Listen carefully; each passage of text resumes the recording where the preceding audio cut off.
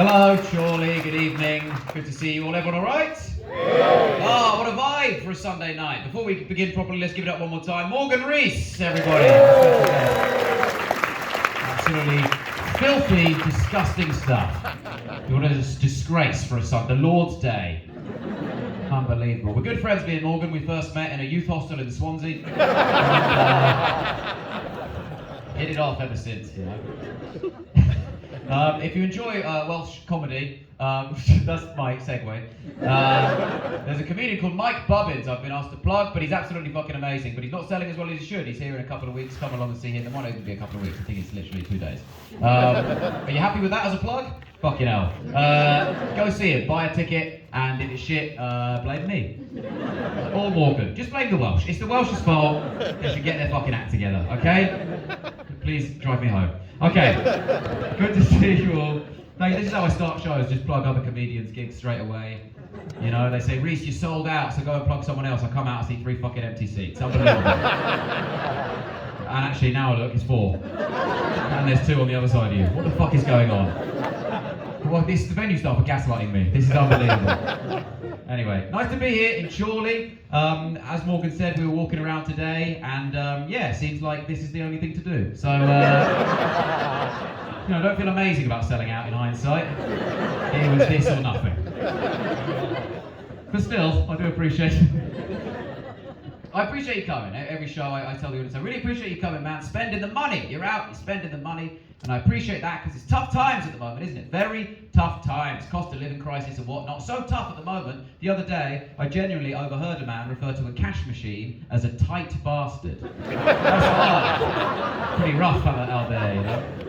And that man was Morgan Rhys. Anyway, that's how I got him so cheap. I tell you, he's not having a tough time at the moment. Rhys James, the footballer. What a little fucking shit that guy is. If you're not aware, there's a footballer now called Rhys James, okay? He plays for Chelsea in England. He's absolutely fucking smashing it. It's a nightmare. Some of you are probably here because you expected him. I'm the Rhys James in this venue's budget, I'm afraid. That guy makes 150 grand a week. He's not coming to the Chorley Little Theatre, I'm afraid. I only make 90 grand a week. I need this shit, okay? This is make or break for me. He's smashing it, man. Burst onto the scene, really, in the sort of last 18 months. Bit longer, maybe, but he sort of started smashing it because he won the Champions League. Big competition. He won that like 18 months ago, Rhys James. He helped England get to the final of the Euros. He plays right back for both of those teams. He's in everyone's fantasy team. It's an absolute nightmare for me, this. Main reason, that's my name. Okay, doesn't fill me with confidence. I have to clarify that 5 minutes into my own show. But good to see you've got so many fans in tonight. Just fucking vagrants, is it? Wandered in for the free heating. Unbelievable. He burst on the scene. Last 18 months. Everyone heard of him last 18 months, this kid, okay? But he was already smashing it like 3 years ago. And what would happen is, I hadn't heard of him yet 3 years ago, and I would get a tweet out of the blue from a stranger that would say something like, "Oh, I've been watching you, mate. You're absolutely brilliant.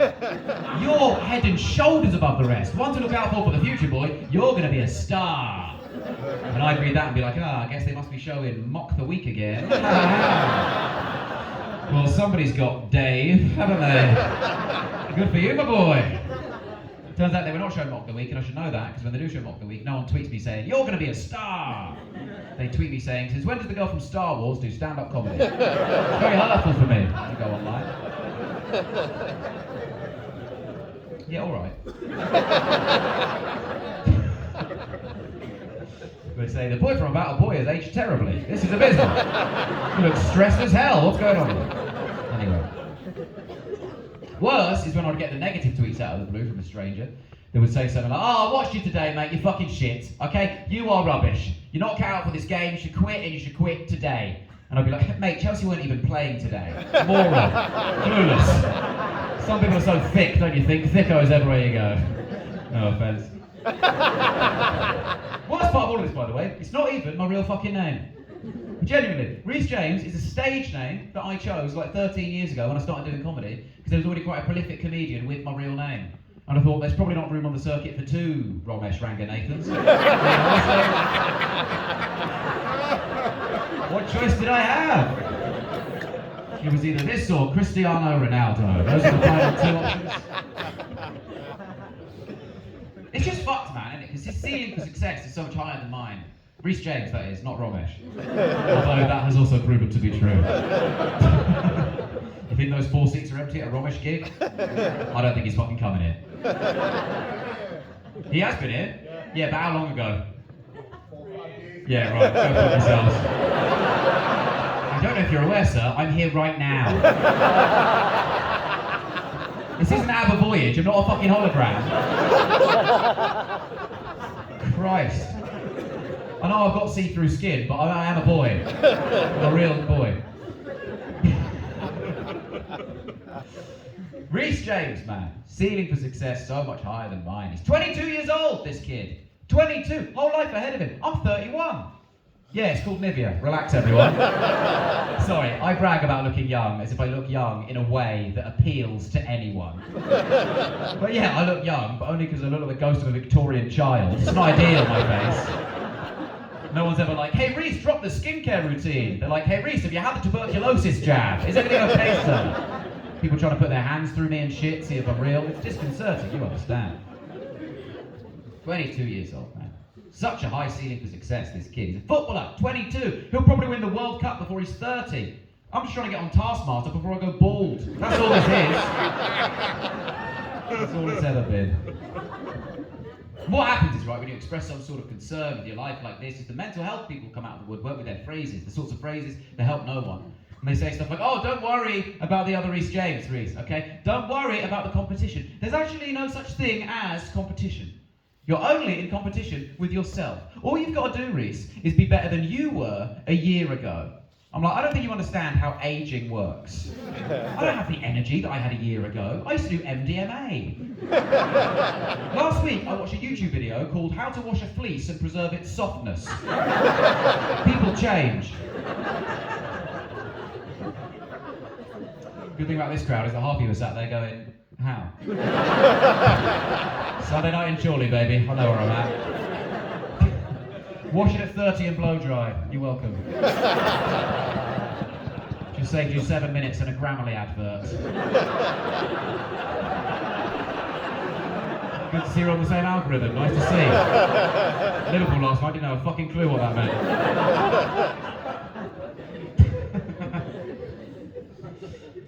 I don't know. I just don't think that is mental health, is it? You know, we know mental health's important, but I just don't think it is mentally healthy to say there's no such thing as competition, because we all know there is.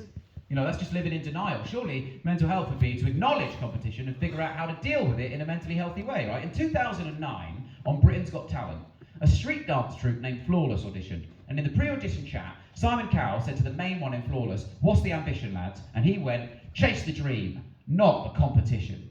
And everyone in the crowd went crazy. They were whooping, they were cheering. It was like this. And then, classic Chorley crowd, couldn't give a shit. It's too earnest for us. Fair play. Fast forward 6 weeks, right? Flawless are in the final of Britain's Got Talent, this close to achieving that dream they've been so fixated on.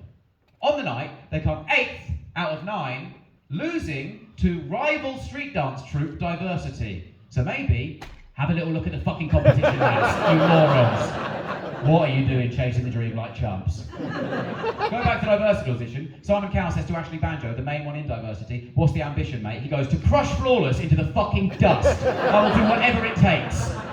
I'll sacrifice a little Afro flippy one if I have to. Whatever I must do, I will do with blood.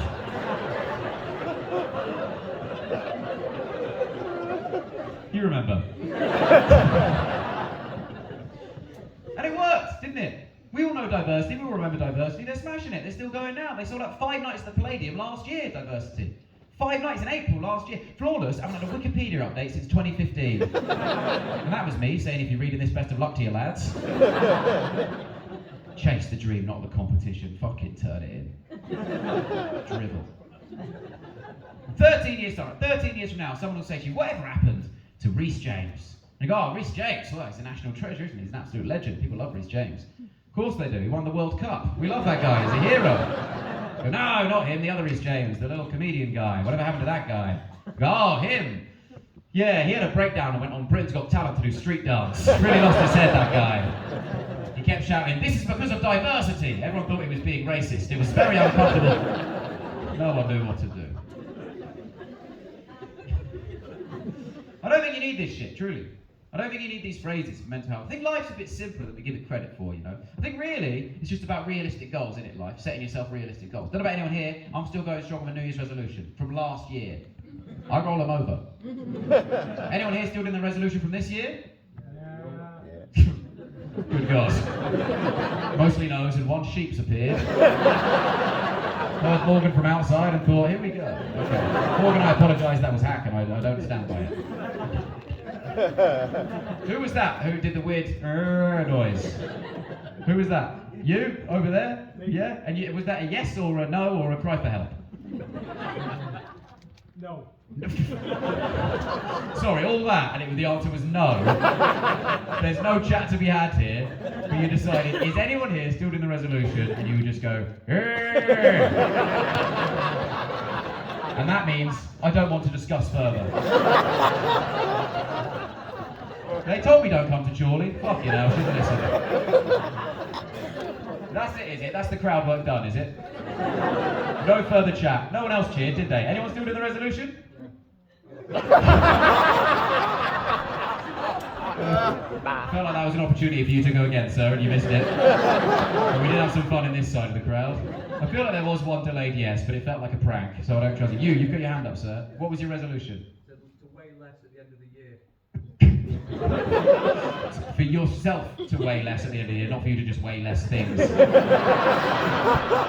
just going to weigh if you... Are you a butcher? I just want to quit my job. You want to weigh less at the end of the year. Okay, and wait, so it's quite a confusing answer. So anyone's still doing their resolution, and you are doing yours.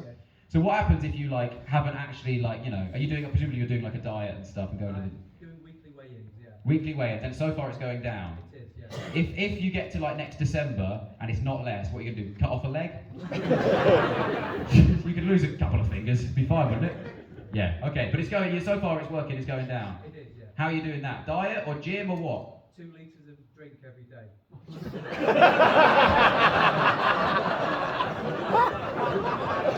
Trying to get my head around the science. So you're putting in so that you can piss an insane amount. So right now you're trying to lose water weight or something by drinking so much. It's to curb the appetite. Right, okay. But what are you drinking? Let's clarify. You just have 2 litres of beer every day. Not hungry at all until about 1 a.m. there with Mackey's, but that's not the point. The weight's going down. Okay, and it is what water? Just water. Yeah. Well, nice chatting to you. Sorry. We reached a dead end. You learn a thing or two in this business about when a conversation's over, okay? I have no further questions. You've answered everything very logically, and there's no more I can take. There's no more ambiguity for me to mock, basically. Unfortunately, I've boiled right down into the actual nucleus of the conversation, and we've ended up with something that was no longer amusing. Goodbye.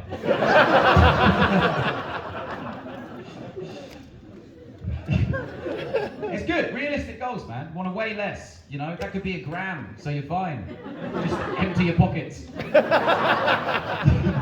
Realistic, that's what I like, man. Just want to weigh less. There wasn't a target weight, apparently. Let's not get into it. We've gone down one dead end. Let's not go down another. Come on, mate. No need how many cul-de-sacs this gig can take.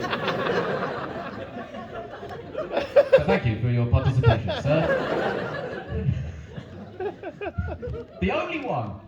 You can go fuck yourself, by the way. That's how it's done, my friend. Real information, not don't talk to me. Got a couple of resolutions in mind for you, mate. Anyway, I had to be serious, okay? Last year when I did my resolution, I had to be serious. Got to be realistic, as I say. Realistic goals, that's the key to life. But I turned 30 last year. Thought I'm going to start taking my life seriously, prove I'm a grown-up. Resolution last year, no more chicken nuggets. That's right. I went nugless. For Greta, obviously, that's why you do it. Trying to go nug zero by 2025. That's the aim. No more nuggets, and I'm smashing it, like you, sir. Smashing it. Not had a single nugget. It's been over 13 months, nearly 14 months. Not had a single nugget. I'm doing so well. Slight confession, I'm eating a lot of goujons. Twice as many as I ever would have had nuggets. Way more real chicken in a goujon too. A billion times worse for Greta. Well, I did sail here, so anyway. I gotta say though, I think there's a fatal flaw actually with the New Year's resolution system, right? And that is that we give New Year's resolutions to ourselves. That's where we're going wrong, I think. That's why none of you ever keep them up, right? Because one, you've got no one to answer to, and two, we're not really self-aware enough as people to know what our flaws actually are we? That's what resolutions are always typically just like old, rehashed self-improvement ideas we've heard other people do previous years that don't even apply to our lives. What we should do instead, as a society, is we should give New Year's resolutions to each other. Every single year at the party, be like, listen mate, this is why you're a piece of shit. This is why you should change. And have people say it back to us. This country would improve immeasurably within like 3 years if we did this, but we don't. So every year I've got to listen to my dickhead mates tell me their dumb resolutions that don't even apply to their lives. Just being like, yeah, I think this year I'm going to try and read more. I think that's mine, yeah. I think I'm going to try and do more books. I think I'm going to try and do like 12 books by the end of it. Fuck the books, Carl. You need to reconcile with your father. Get your shit together, man. Priorities, Christ. Yeah, I think I'm going to give up coffee. I've been saying it for years, but I think this is the year I'm going to do it. I'm going to finally give up coffee. No, Claire, you need to give up thinking you run an eyelashes business on Facebook. You're in a fucking pyramid scheme, Claire, okay? If anything, drink more coffee. It's time you woke the fuck up. What's wrong with you? This is what we should do. We should give resolutions to each other. We should. We'd be so good. We'd be so self-aware if we did this, but we don't want to do it, because we're British and it's awkward, it's uncomfortable. We don't like to tell people their flaws to their faces. What we like to do is discuss people's flaws in WhatsApp groups those people aren't in. That's the way we do it. Usually with a screen grab of a story and then a 20-minute panic, they somehow saw the screen grab. That's the process. Well, some of us are old school. We go old school, we like to leave a passive-aggressive anonymous note lying around. Now, word to the wise, from experience, if like me, you live with just your partner, those notes aren't as anonymous as you thought they were. I was writing them on postcards, leaving them on the doormat as a ruse. She'd be like, what's this? I'd be like, I guess they must have heard you're snoring in Mauritius. Maybe do something about it. Don't recommend this method, waste of a stamp. Instead, what I suggest is we give each other New Year's resolutions, right? But we do it at midnight, New Year's Eve, every single year, after the countdown. Replace the kiss. No one ever wants to do the kiss anyway, do they? Do they? No. So we replace the kiss, and then every year it'll just be like 5, 4, 3, 2, 1. Get therapy. Poor old lang syne. We don't have to. What about you, my friend? You with the glasses. Do you have a New Year's resolution? No, mate. Do you want one? You don't want one? Do you give each other resolutions? No, not as far as he's aware. Yeah. I'm happy to, I can test my theory. I'm happy to give you a resolution if you like. Okay. Would you? But you don't want me to. Well, as I am scared of you, no, I will. Do you want? Look, I can test. Rhys changed. They're playing absolutely crap at the moment at Chelsea, aren't they? Don't change the subject. You think? Sorry. Do you think I was bored? Do you think you could just distract me like that with Boston? And I'll go. I forgot. I was talking to you. I'm in the middle of a show. Completely forgot. Yes. Let's have a conversation about the right back Rhys James. I'm under a lot of pressure at work right now. Good God. I've never seen anyone more desperate for me not to move on to you. Head like this going, oh God, it's not worked there. Naturally he goes there, you're up. He's winked and he's given me a thumbs up, back to you. No. We'll go with you, but I will chat to you about the Chelsea situation after the show. But right now, a little bit busy. What's your name, my friend? Stephen, would you like a resolution? All right. Do you know, this front row so far has been an absolute fucking car crash. Right? How I long for the heady days of you. I'd rather, so far, every answer had been, Stephen, I think I've come up with a way that I can give anyone a New Year's resolution in just 3 questions, okay? I want to test my theory about giving them to each other, okay? So we'll do it now, if that's all right, Stephen. Question 1 is, are you committed to this process? Not, will you marry me, Stephen? Are you up for this? Okay. Question 2, who is one person in your life that you wish you spent more time with? Keep it light. Your mum? Mum and dad? Still alive? Literally there. Okay.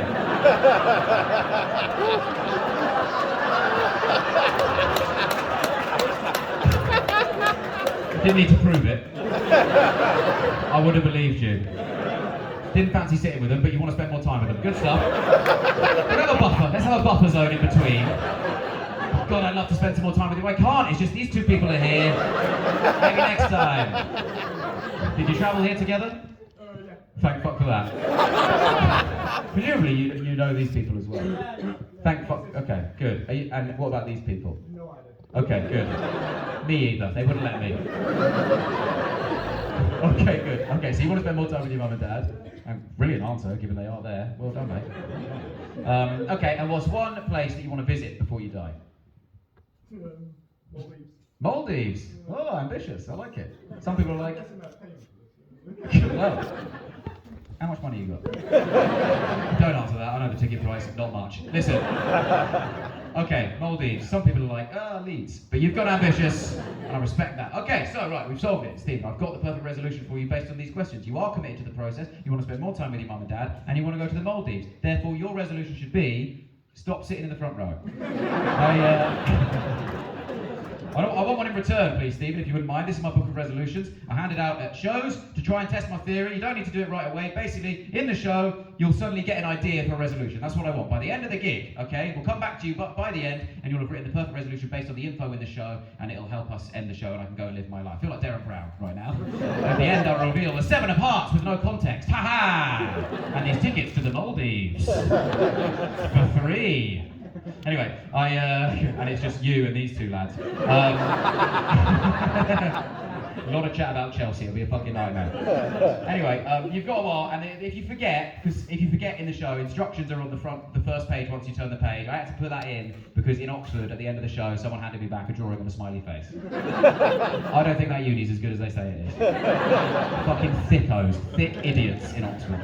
That could have been Brooks. Anyway, listen, just bear that in mind, okay? You've got a while, but just, use the info in the show. And this is the point, I'm outsourcing it now to crowds on tour. I have to members of the audience. Because I want to do this, I want to get resolutions from other people for real self-improvement, but my friends are all fucking idiots, okay? Because my friends are all men in their 30s, and they've all become obsessed with doing these overnight life hacks to get the CEO lifestyle. They've all listened to one shit podcast from that bloke on Dragon's Den, and they've gone fucking insane, and through the looking glass, now they keep saying stuff to me like, oh, you know what you got to do, Rhys? You got to start your day, every day, with an ice-cold shower. That's what you got to do, man. Ice cold shower every morning. It's going to change your life. I'm like, I don't dispute that. They're like, for the better. Right, that's where me and you part ways, psychologically. This is a real thing. It all comes from this guy called Wim Hof. You may have heard of this guy. Wim and then Hof. That's a man's name, genuinely. And if you don't know Wim Hof, he's this old, looking around, he's this young guy. And he's in his prime, honestly. He's a sprightly young 62. And that's when life begins, if you ask me. Certainly time to go to the Maldives with your son Stephen. But listen, no, he's a young guy, Wim Hof, and he's got this big white beard, as so many young guys do. And he's Dutch or Danish, same thing, doesn't matter. No, xenophobia is fine, racism's the bad one, trust me. Basically, he's an old white guy, and people don't like them nowadays, do they? So he's this old guy, and he's from one of the waffle countries. And he says, Brexit means Brexit, I say what I fucking want, alright? You voted for this, not me. I abstained. Anyway, he says, they do this thing called cold therapy. That's what he recommends. It sorts you out mentally and physically. Supposedly, that's the Wim Hof method. And my friends will interpret this as a cold shower every morning. And they keep telling me, Rhys, you've got to do it, man. You've got to do the Wim Hof method because it's got scientifically proven benefits. That's what they always say, scientifically proven benefits. Listen, I like science and I like proven benefits. Lord knows, I love an Actimel. But if I'm going to follow the science from someone, it's not going to be from a man called Wim, who lives in the fucking woods, alright? I need to see some pictures of you holding some beakers or something. Pop a fucking lab coat on for a press shot, mate. All I ever see from this Wim Hof character is a picture of him doing the splits on an ice cap, wearing nothing but swimming shorts and a bandana. Not following the... I'll buy drugs off that guy, sure, not following the science from him. I'll take hallucinogens, not medicines, please, Wim. He's a twin, Wim Hof, he's an identical twin. At 62. Ugh, gross. I know that must exist, logically, but I just sort of thought that stuff ended at 9. At least take off the matching dungarees, for fuck's sake. Have some self-respect, Christ. Scientifically proven benefits, man. Started asking what they are. There's 3 main ones. First one they say, they go, oh, you got to do it, Rhys. You got to have an ice cold shower every morning because it's invigorating, an ice cold shower. Really wakes you up in the morning. Go, yeah, of course it does. Of course it does. It's literally pouring a bucket of ice cold water over yourself. That's how they wake up hostages. That is a cuckoo clock in Guantanamo Bay. I am a free man. I can wake up how I please. I'm sure I'd be more alert in the morning if I swapped my porridge for a bowl of broken glass. I'm not fucking doing it. Even though it would be easier to wash up. Alright, when I looked at you, I thought you'd be a porridge crowd. I apologise. I misjudged you, surely. I came out here, looked at you, and thought porridge and Crocs, but I was wrong. And I take it back. We all know you don't need a cold shower to be more productive. You know, we all know the actual life hack of productivity, don't we? It's obvious. The key to getting anything done in life is to just have something slightly more important you were supposed to be doing. That's how life works, isn't it? That's why your house is always tidy, is when you've got like a big work deadline or something. You know, the other day, I wrote loads of amazing jokes about allergic reactions. Well, I should have been doing that. I should have been calling an ambulance. You just need something slightly more important. That's how it works. The next benefit, they say, they go, oh, well, you've got to do it, Rhys. You've got to have an ice cold shower in the morning, Rhys, because it's great for the skin, an ice cold shower. So good for the skin. I am so sick of people telling me stuff that's great for the skin. We are obsessed with our skin being the one that's healthy and looks brilliant, because that's the one on display, while our livers and lungs look like shit. These people are friends of mine, they all drink, half of them still smoke, and they're having a cold shower every morning to slightly improve their skin. It's like having a completely blocked toilet, full to the brim with feces, and going, you know what that needs? A lick of paint. Ridiculous logic, your house is on fire, call the fire brigade, not the Queer Eye crew, for fuck's sake.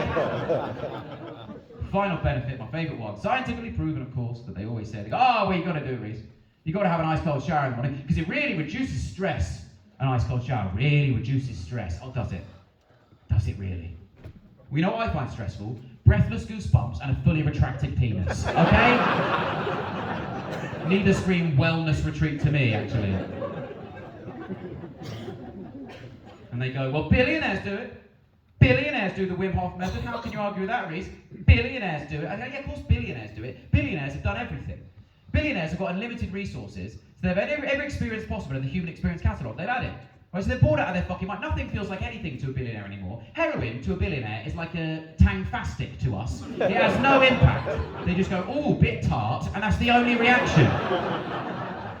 While I'm on it, by the way, I'm so sick of people telling me the rags to riches, humble beginnings origin story of a billionaire who started their business out of a garage.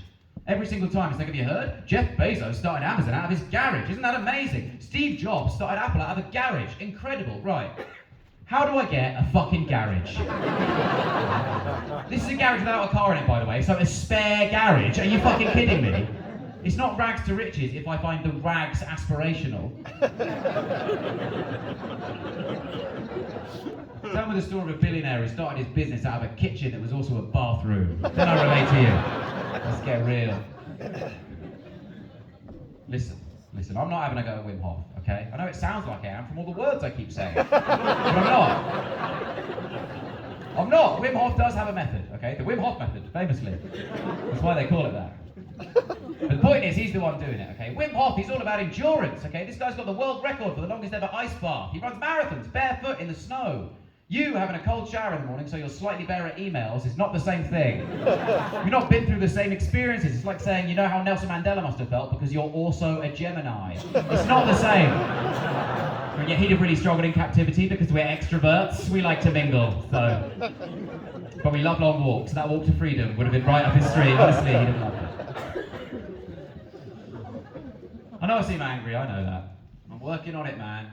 We've all got to work on ourselves these days. That's the trend, isn't it? You've got to work on yourself now. Anger, that's my thing. I know that. I get it from my biological father. Very angry guy, my biological father.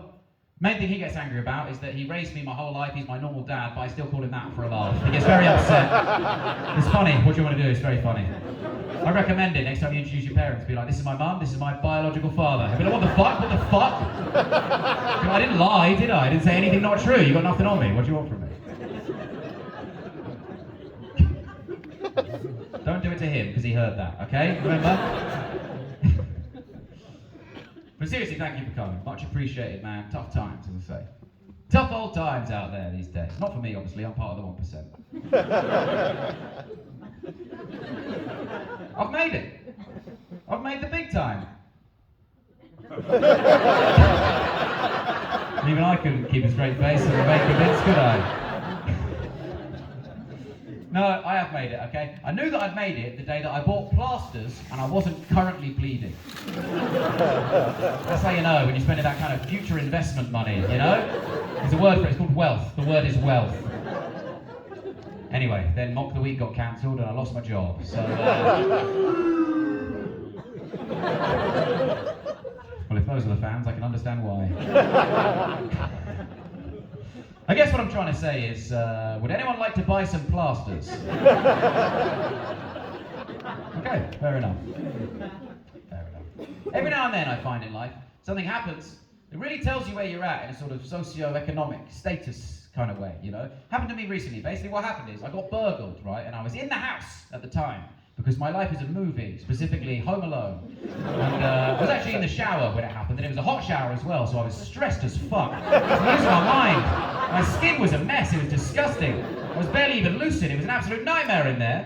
Then I got out of the shower, I went downstairs, and I noticed that my back door was wide open, which audiences keep insisting I tell them is not a euphemism. Now, that shit feels beneath me, but it's what you people want, apparently. Anyway, my back door was wide open, and my arsehole agape. And that's how hot the shower was. I really loosened up, you see. I had to have a cold shower just to get back to normal. It's called the Rhys James method. Anyway, listen. My back door was wide open, and my stuff was missing. Everything that had been on my kitchen table was now gone. I'm talking laptop, headphones, a half-full bottle of Lucozade. How much energy did he need for his escape? And it was the old school kind as well, the original, the fizzy. You know, the working man's Barocca. I was furious about it. It was livid, more expensive. Anyway, it was all gone, laptop, headphones, and that Lucozade. I was furious, and I thought, I need to do something about this, you know, because I thought maybe he hasn't escaped. Maybe this guy's still in the house, because as I say, I was in Home Alone mode, and I thought I need a weapon to defend myself in case he is in the house. Right? I couldn't do the Home Alone method of using paint cans and marbles because I don't have a garage. So I had to improvise, I had to pick up another weapon. Listen, and this is when I realised, right, I'm not saying that I deserved to be burgled, but the thing I picked up as a weapon was a bottle of champagne. I think I might be part of the problem here, actually. Maybe I gentrified this area, he's taking back what's rightfully his, fair enough. There was logic to it. I was holding it by the neck of the champagne. I was going to bash him with it. That was the plan. Like I was christening a ship. I just don't want you to think that I was going to spray it in his face like he'd won the Grand Prix. I had logic. He had escaped. He wasn't there anymore. And I'm glad in hindsight, because I realised in hindsight my image wasn't nearly as threatening as I wanted it to be.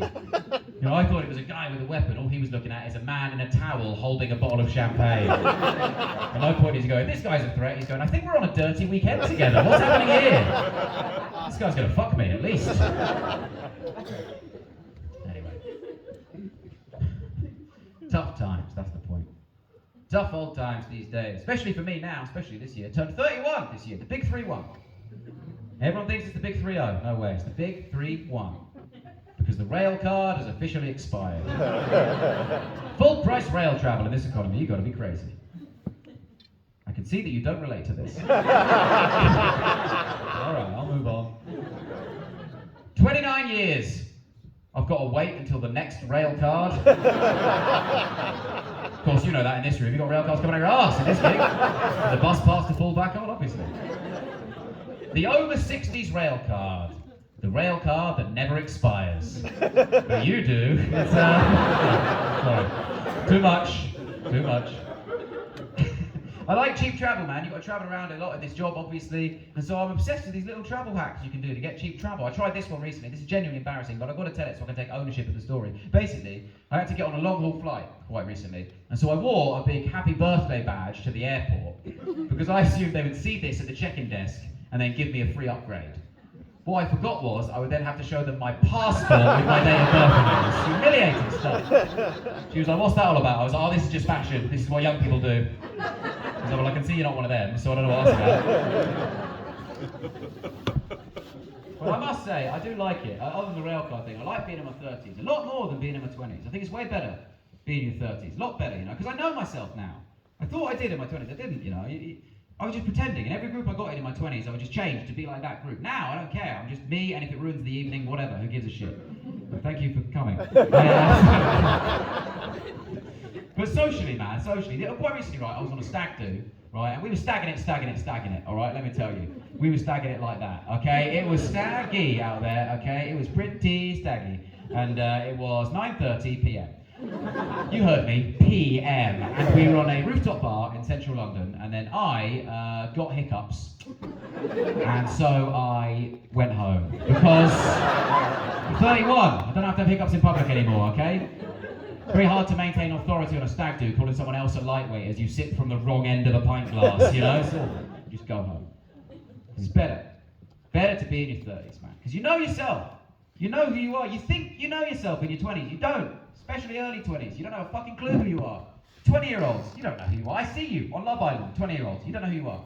Every single one of you, in your intro video, every man in his intro video on Love Island says the same thing. He goes, how would my mates describe me? Probably say that I'm a little bit cheeky, a little bit flirty. Yeah, I reckon they'd say that. I reckon they fucking wouldn't, mate. Have you ever heard an adult man describe another adult man as cheeky or flirty? Forget flirty, that's out the realms of possibility. Not once have I described any of my male friends as cheeky, because none of my male friends are a cartoon monkey who just robbed a fruit market in a fucking Disney film, okay? If you ask any adult man to describe his best male friend, he'll go, he's about my height and he's a bellend. And that is it! That's all the information you get. The women as well, by the way, on Love Island, you don't know who you are. You don't know at all. Every single time, women on Love Island, they're like, I really want to get to know you, actually. I'd really like to get to know you. Then they go off to have a conversation with one of the men on Love Island to get to know them. And it's the sort of conversation you will only otherwise hear in a GCSE French oral exam. Every single time, it's just, my name is Jessica, and I live in Basildon. Ah, yes. Yes. Very good. I have one brother, and I play football with my brother. Tomorrow, I will go to the swimming pool. How many? I would like a croissant, please. Just once on Love Island, I want someone to go, I really want to get to know you. And they go, okay, I'm the sort of person who will happily do a good and selfless deed, but I will then brag about it to everyone I see for the next 2 weeks. Oh, I'm the sort of person who doesn't want kids, but I am jealous of how much my parents must have learned from having me. Do you still want to couple up? Obviously fucking not. That is what Love Island should be, and that is what it would be if it had people in their 30s on it, but it never will have people in their 30s on it, because no one in their 30s can get 8 weeks off.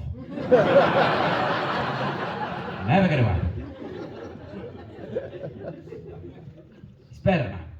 Better being in your 30s, even though you can't get 8 weeks off. There's no pressure. Once you reach 30, all that pressure in your life just goes. Because no one cares about you anymore. It's freeing. In your 20s, like your achievements, once you're in your 30s, don't matter. No one gives a shit. No one's looking. In your 20s, your age is mentioned next to everything you achieve. It's always this caveat. It's good, it's positive, but it puts pressure on everyone else. Always, it's like, have you heard? Have you heard? He was made CEO at just 26. Isn't that amazing? She wrote a best-selling novel at 21. Incredible. No one's ever like, have you heard? He was made regional manager at just 37. Isn't that sensational? Blow up the balloons. We must celebrate. No one cares. You're free.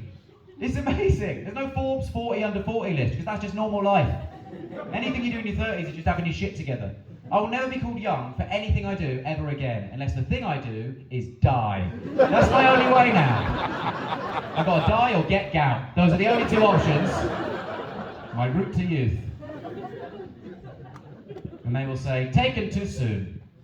If I die in my 30s, taken too soon. That's what we say, isn't it?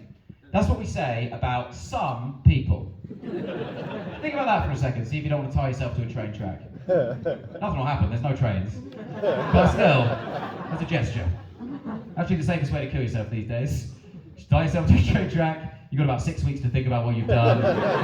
It's actually good mindfulness, good way to get away from it all. Just meditation, you go, yeah, feel refreshed, back to life, great. Taken too soon, man. We don't say it about everyone. Shouldn't matter how old someone is, if you love them, they were taken too soon. Otherwise you're going, no, I was ready.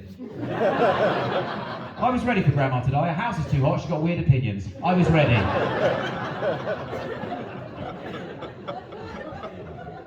Here lies Debbie, taken too soon. And here's Mark. Really outstayed his welcome. Actually, he really took the piss. Guy survived 3 strokes, couldn't take a fucking hint, could he? Unbelievable. Should be taken too soon no matter what, man, no matter how old they are. It's taken too soon, isn't it? For me, it was taken too soon when it was my grandma, and it was taken too soon when it was my biological granddad. Okay, that's how it works. But it's a dead end, isn't it? It's a dead end trying to achieve stuff by a certain age. We get told this. We've got all these deadlines in our lives. They're not really there. We just think they are.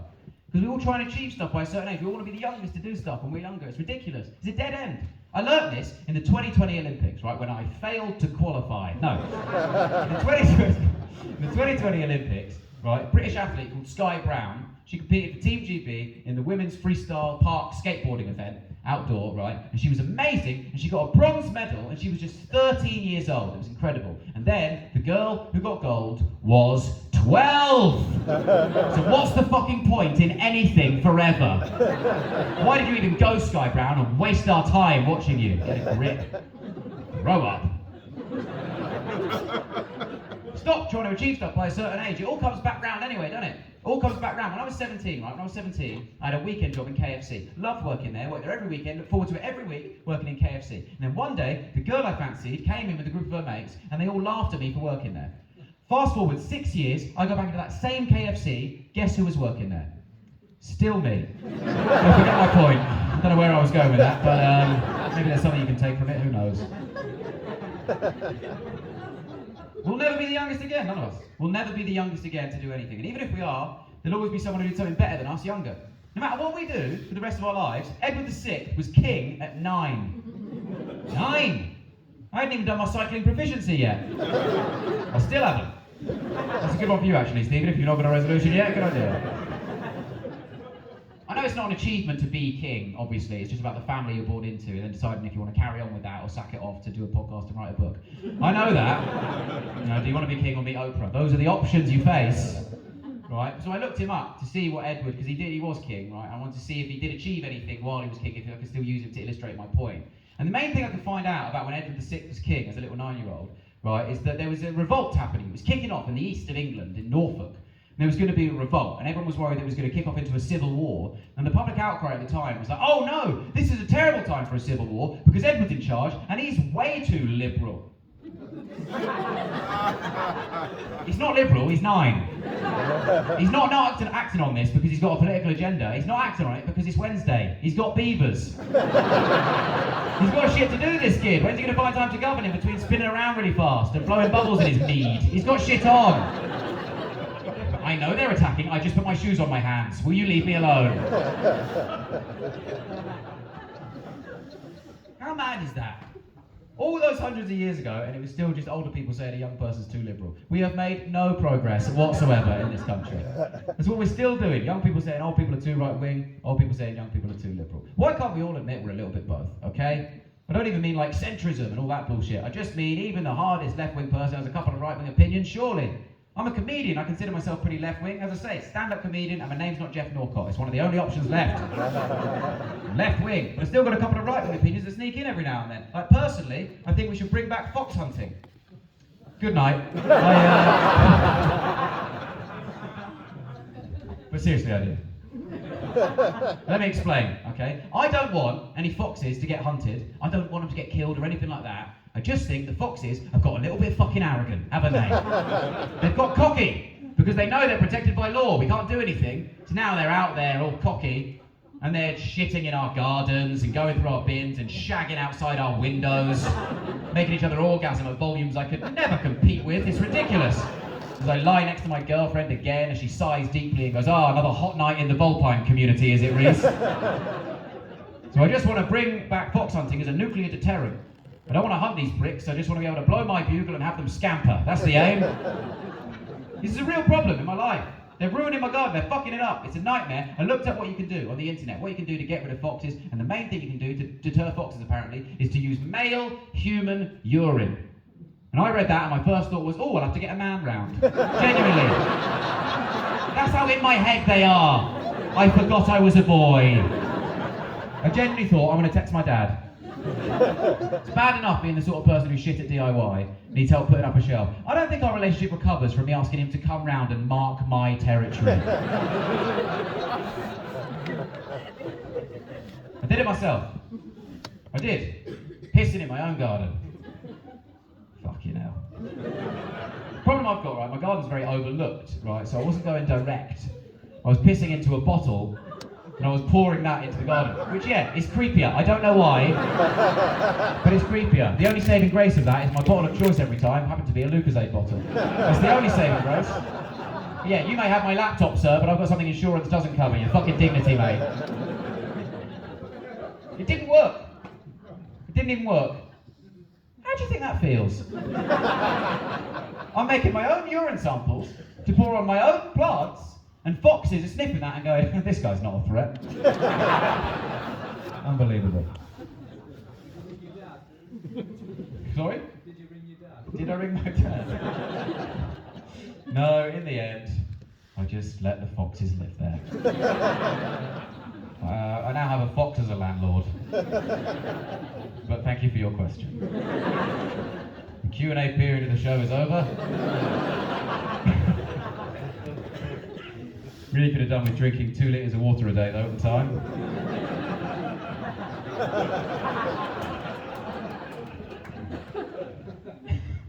Lose weight and fertilise my garden? Oh my god, here we go, buddy! Anyway. I don't know, man. You try and be macho, don't you? You try and be more threatening to try and do this sort of shit, you know. I joined the gym at the start of the year, of course, like everyone does. Except someone who's literally trying to lose weight. But you know, everyone else.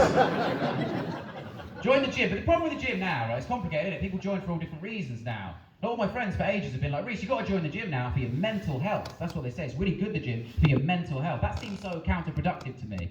Oh yeah, I feel a bit down about myself today. I know what will cheer me up. I'll go to the place where everyone's sexy and I'm bad at everything. Oh yeah, cheers, mate. Not great for the self-esteem, having to ask a bigger boy to get the lid off my protein powder for me. Let me tell you, it didn't feel good.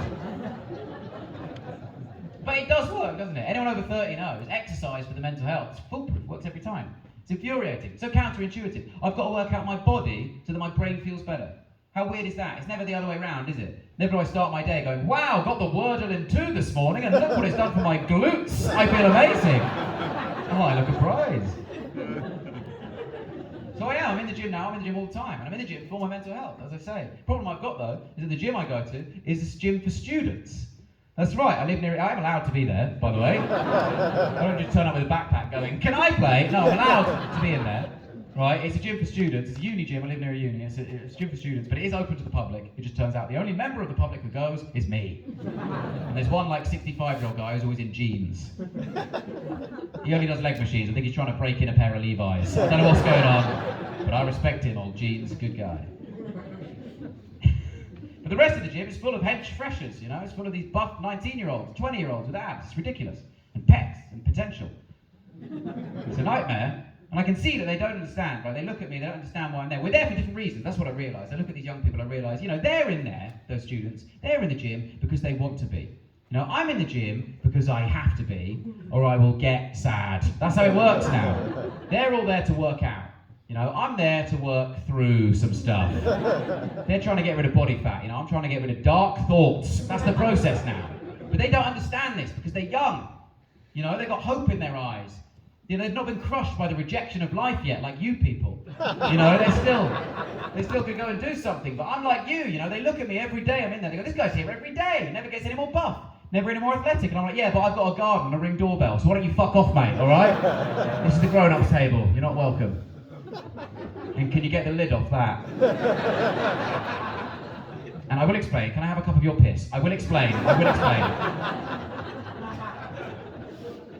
This is why I want to open up a new gym. I want to open up a gym just for people in their 30s.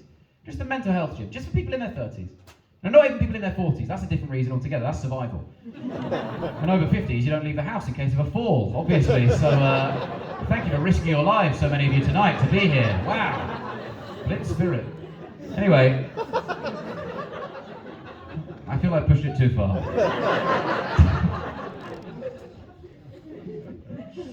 I want to open up a gym, man, just for people in the 30s gym. Be completely different to the modern gym experience. First thing to change is the playlist. No more of this thumping house music, fuck that. We play exclusively Bon Iver and the early sad Coldplay stuff. Plus true crime podcasts about people who've been kidnapped. Through the loudspeakers. What's going to inspire you more when you're knackered on the treadmill? Some David Guetta song you don't even like, or the story of someone who'd still be around if they had a quicker PB? Let's get realistic here. There's no topless men in the 30s gym, no way. Because we don't care about our bodies, really. I think I do. Every time I start a new workout plan, I take a topless picture in the mirror to act as a before photo. There is never an after photo. And the before photo just becomes a reference picture for whether or not a mole is new. That's a bleak scroll back. There's no one admiring themselves in the mirror in the 30s, Jim. Of course not. There's people staring in the mirror, sure, they're not admiring themselves though. They're staring through themselves, lost in a shame spiral. Going, oh gosh, you're at that time when you were 15, you really wanted to wear your mum's blazer for that house party because it fit you so perfectly. And she said, I'm not sure this is such a good idea, Rhys, but you did it anyway. And then when you got there, Craig Mortimer noticed the buttons are on the other side, and so it must be a woman's blazer. And for the rest of the night, everyone at the party called you Legally Blonde. And when you pointed out, actually she wears a pencil dress, it did the opposite of help your case. And you snap out of it, someone comes over and goes, are you still using this machine? You're like, yeah, I've got 3 more sets of rueful pondering to do. He goes, what is it, mum's blazer? You go, yeah. He goes, sister's lipstick. That is a normal conversation in the 30s, Jim. That's an everyday chat. There's no groups of friends in the 30s, Jim. These people are in their 30s. It would take months to organise a get-together. You need a whole WhatsApp group, even then 2 people put out on the day because of childcare. No chance. Your time in the 30s, Jim, is completely your own. No one will bother you, even to ask for a spot for lifting a heavy weight. Even if you offer them a spot, they'll go, I don't care if I die. We'll be the only gym where the benches have commemorative plaques on them. And they will say he died when he was too awkward to ask anyone for help. Crushed by the weight of his own anxiety. Friends described him as cheeky and flirty.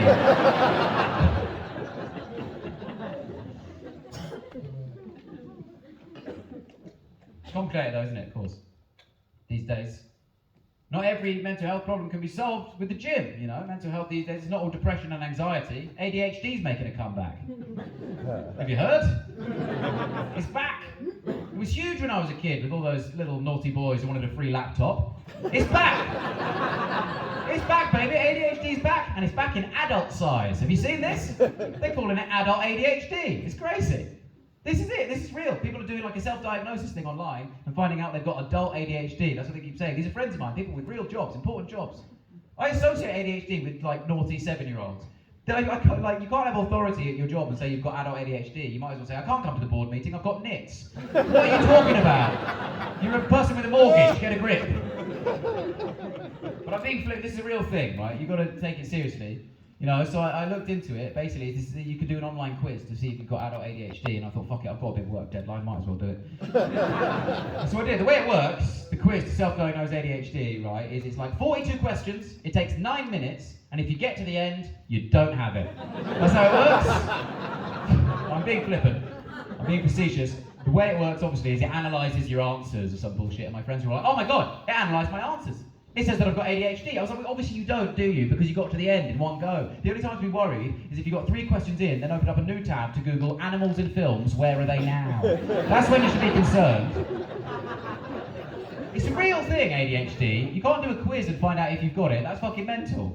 Right? It's disrespectful to people who've actually got it, right? And also, you just happen to live in the modern world. You're not easily distracted. The world is distracting. If you had ADHD in the past, it was fair enough, because the only distraction was those door stoppers that go boy oi oi oi, right? If you couldn't focus just because of one of them, you were fucked, mate, alright? If you got 10 minutes into work and were like, da da da da da, yeah, fine. You deserve the laptop. Here's your diagnosis. Now, every distraction in the world is in your fucking palm of your hand, it's on your phone. You don't have ADHD, you have TikTok. And she lives on a farm in Idaho, by the way, the piglet from Babe.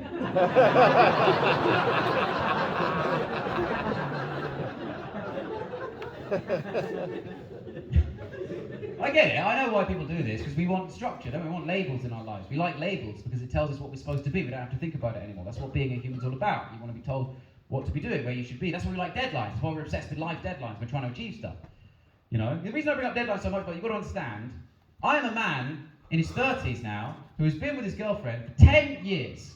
So obviously, I am under an enormous amount of pressure every day. Her parents are just waiting for the moment that she finally calls them and says, don't worry, panic over, it's happening. He's asked me, I've said yes, and we're going to do it. We're going to get a 2 Together rail card. They're just waiting for the day. I'm not doing it, man. Too big a commitment, that 2 Together rail card. That's for old people and Ant and Dec. We're not doing that shit. Wait, he's not driving, is he? We're not doing that shit. Probably dropped that one in Newcastle.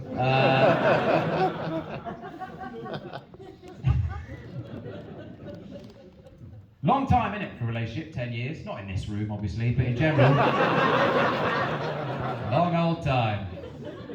Long time to be together. Too long, it turns out, to turn to your partner one random Tuesday and go, so, what kind of music you into? Left it too late, apparently.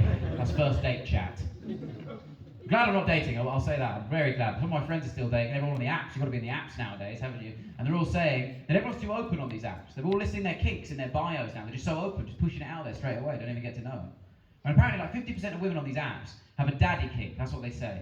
They've got a daddy kink. They want to call you daddy, pretend that you're their daddy, but then apparently they get annoyed when you turn off the heating and only text back okay. What do you want from me?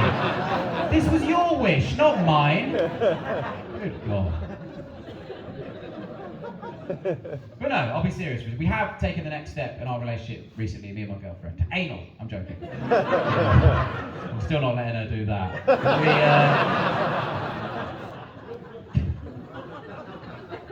No, marriage, that's what we're under pressure to do, isn't it? Marriage. That's what everyone wants us to do. We're not going to do it, okay? We don't want to do it, neither of us. We think it's an outdated thing. We think the modern world, we've evolved past the need for this shit. We don't want to do the old relationship contract. I think it's a very strange thing to do. Every marriage is just going, bet you half your stuff you won't love me forever. Very strange thing to do. You all rolled the dice. You all took those odds. Too much can go wrong, can't it, with a marriage, you know? Even the proposal.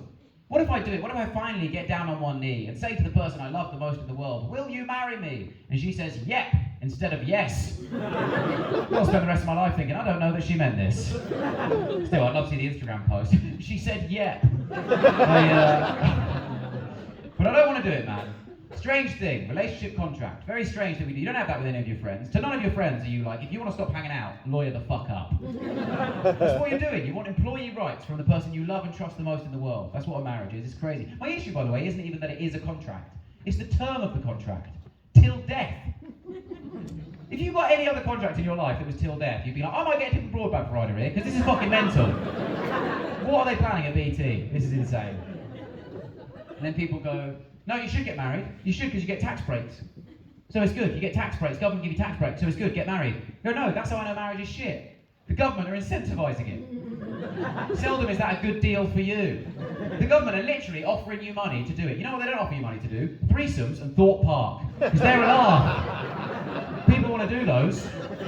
People want to ride the Colossus and go to Thorpe Park.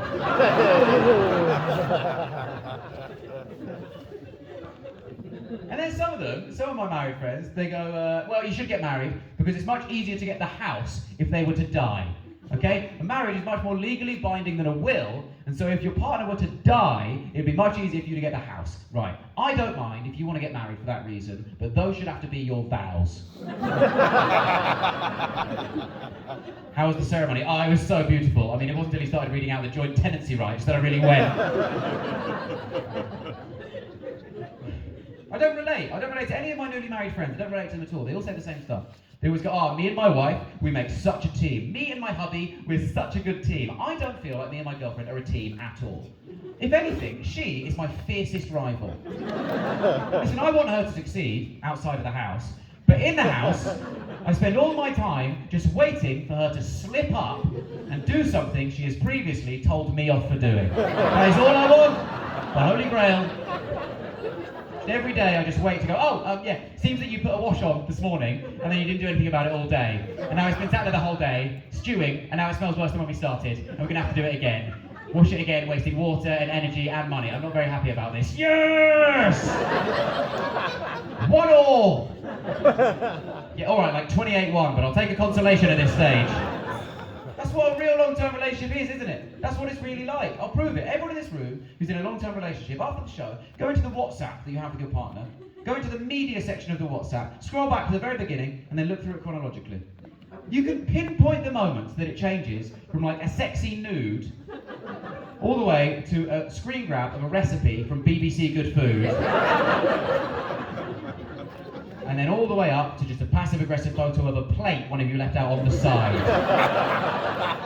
That's where we all get to. The wordless plate pics. I don't need a contract to tell me I'm married. I'm fucking married.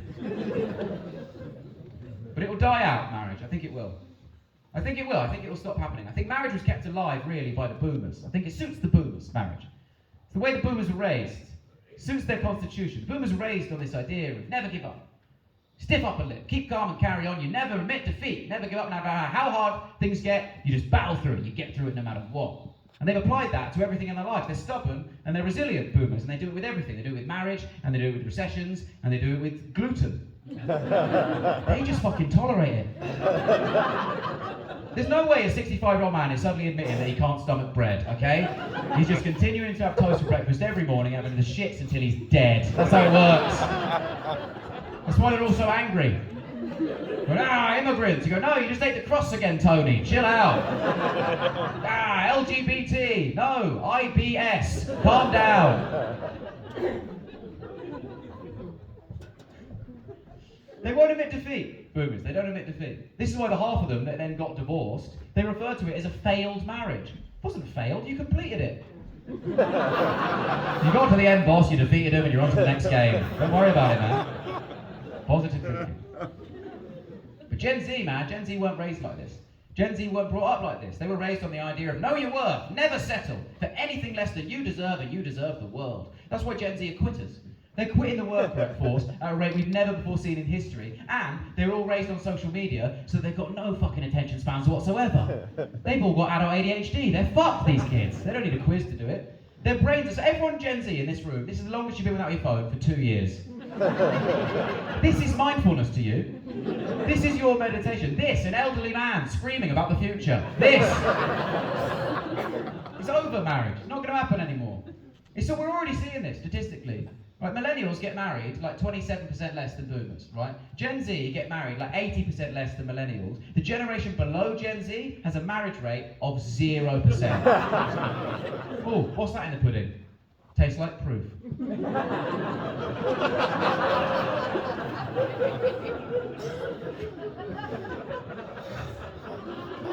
Please tell me you've heard that phrase.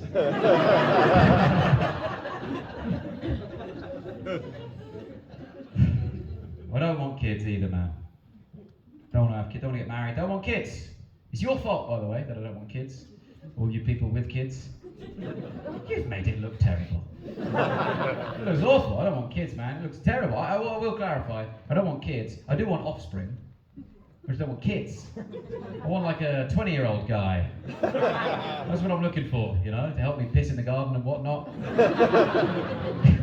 I want to be 50. This is my point. I want to be 50 years old and now have a 20-year-old son. That's the point. You know, it'd be great. Be in the pub. You know, he's buying me pints with the money I gave him. I can tell him that all the songs he likes are actually covers. And he can tell me that all my opinions are unacceptable now. But Dad, you can't call them Chinese people anymore. It's divine leaders. Just a guess. And I get it, because people want legacy, don't they? They have kids and they want legacy a little bit. They want to carry on the family name. And I see the appeal of carrying on the family name, you know, Ranga Nathan. I see it. I just don't think it's worth the trade-off, really. That's why I'm a millennial, you know. I don't need kids, I've got plants. That's what we got instead, we got house plants. We love house plants, millennials. I think I know why. All we want, as millennials, is something that absolutely depends on us, but we don't go to prison if we forget to keep it alive. That's where the phrase comes from, the old millennial phrase. You know the phrase. Plants and Sims, that's all fine. Dogs and kids, that's called crime. You know the phrase. You've heard it. You don't have that one here in Chorley? Trying to get into the proverb game.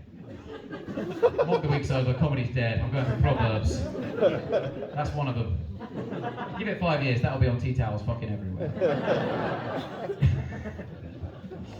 They're nonsense proverbs. You can just do these just pithy phrases that don't actually fucking mean anything. That's why that one works, you know.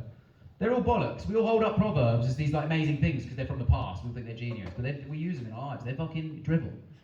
Like what about like, you know, that proverb? Don't cry over spilt milk. You know that one? Don't cry over spilt milk. What's that really saying? It's saying don't get upset about things that have already happened. What are you talking about? Obviously get upset over things that have already happened, you idiot. That's just grieving. You don't go up to someone on the day of a husband's funeral and go, the past is the past! Move on! Don't cry over dead Derek. Get on with your life. I tell you what, the opposite. Don't cry over things that haven't happened yet. That's my advice. Don't cry over milk. That should be the phrase. You don't go up to her on her husband's birthday and go, you look a bit chipper. You know Derek's going to die someday. This is all these phrases are. We just think they're smart because they're from a long time ago. It's like philosophy. We're all obsessed with philosophy, and philosophy gets used in life all the time. We think all these guys from like ancient Greece or whatever are geniuses. They're just fucking old. They're just from a long time ago. All these philosophers that everyone loves, like Plato and Sophocles and Aristotle. I know not everyone pronounces it like that, but I was stung with Chipotle and I won't let it happen again. Thank you very much. They're not geniuses, these guys. They're just from a long time ago when they had time on their hands. You don't actually require intelligence to come up with these philosophical phrases. You just require free time. But we don't have that free time, do we? We've all got emails to send. You know, we've got Angel Delight to whisk. We're busy people. In ancient Greece, they would just sit all day and just stare at the sea. And then every 2 hours, one of them would turn around and go, courage is knowing what not to fear. And then they'd fuck off to bang another teenage boy. That's how it worked in ancient Greece. Just pondering and sodomy, that's all it was. And the occasional bit of discus. That's all they did. That's what the past was like. Fucking easy, mate. It was easy. Think about inventors in the past. Such an easy job in the past, being an inventor. Nothing had been invented yet. Everything was to play for. If you want to invent something now that makes you successful, rich and famous, it's got to fit in the palm of your hand, make the user famous, and impress Deborah Meaden, right? In the past, inventions were just like, oh, I can't get my shoe on. Shoehorn. Done. Oh, my pasta's too wet. Colander. I'm a millionaire now. Oh, I love pizza, but I'm a Tory. Quiche. Done.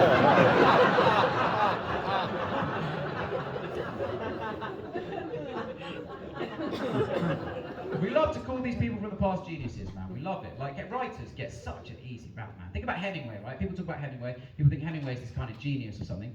Right? He's not, okay? One of the main things that Hemingway supposedly did back in the day is he had a bet with a bunch of his writer mates in the 1920s in America. Who could write the saddest story in the shortest amount of words? And he won that bet with his story, For Sale, Baby Shoes, Never Worn.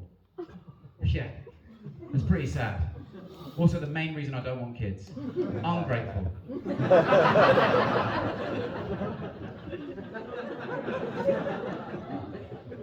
So I'm not saying I can write. What I am saying, by the way, is that in a room this size, that's not necessary. We all learned something in that moment.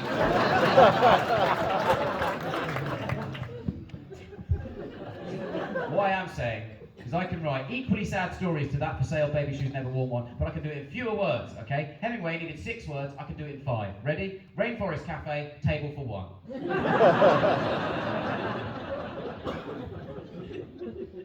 House deposit paid. Goodbye, Grandma.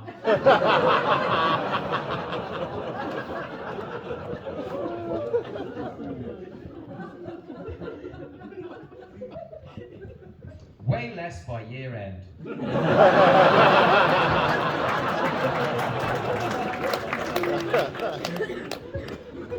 That never normally works.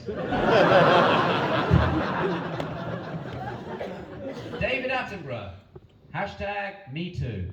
Yeah, go fuck yourselves. I'm better than Hemingway.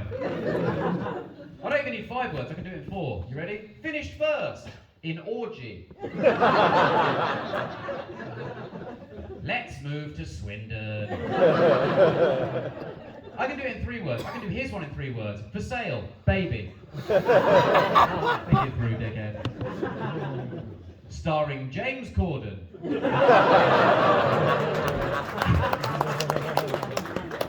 Your host, Deck.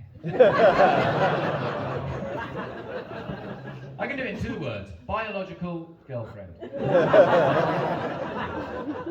I can do it in 1 word. You ready? I can do it in 1 word.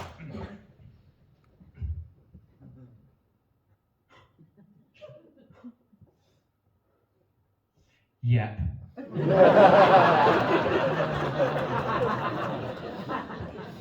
Not that good, Hemingway.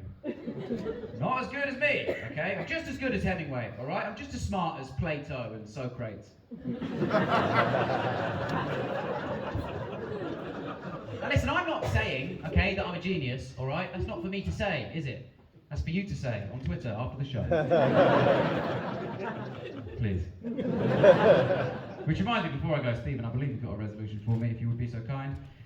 Thank you very much, my friend. As I say, obviously a lot of pressure on this, Stephen. This is going to be how I live the rest of my life. Well, certainly the rest of my year. Maybe not life. We'll see how it goes. But I said we'd do it after a countdown, didn't I? So if you can help me with the